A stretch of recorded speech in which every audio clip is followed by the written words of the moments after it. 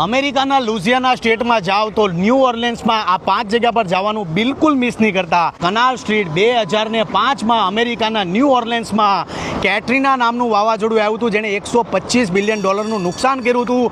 હજારો લોકો એક્સપાયર થઈ ગયા હતા. અને આજે 20 વર્ષ પછી આ જગ્યા તમે જુઓ, આનો વિકાસ તમે જુઓ, વાવાઝોડાએ બધું તબાહ કરી નાખ્યું હતું. અને આજે કનાલ સ્ટ્રીટને જુઓ, ન્યૂ ઓર્લેન્સને જુઓ, ગજબનું અદ્ભુત વિકાસ થઈ ગયો છે. ભાઈ સુપર જગ્યા પર આવ્યો છું જેનું નામ છે ઓક આલી પ્લાન્ટેશન. જોવાલાયક જગ્યા છે ન્યૂ ઓર્લેન્સની. ઓક આલી પ્લાન્ટેશન 1839માં જગ્યા બિલ્ડ થઈ હતી. આ તમે જુઓ, આ જગ્યા ફેમસ છે પોતાના 28 ઓકના ઝાડના લીધે.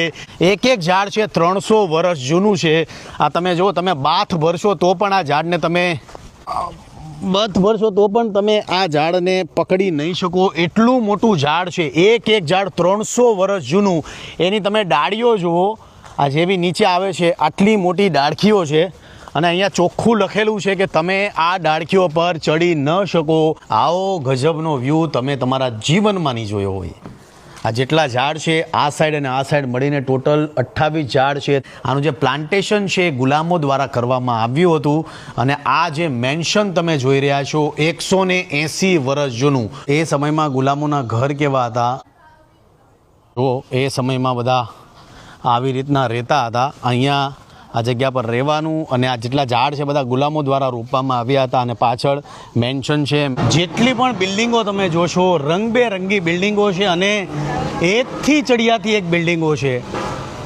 કેફે જે ઇન્ટિરિયર જે ગુજરાતની અંદર ઇન્ટિરિયરનું કામ કરે છે એ લોકોને જીવનમાં એક વખત એટલીસ્ટ એક વખત ન્યૂ ઓર્લેન્સની અંદર આવવું જોઈએ કે કેફેનું વર્ક તમે કરાવવા માગતા હો. સારા ઇન્ટિરિયરો છે એની વાત કરું છું કે તમે ઇન્ટિરિયર છો તો જીવનમાં એક વખત લુઝિયાના સ્ટેટની અંદર ન્યૂ ઓર્લેન્સની અંદર જરૂર આવજો.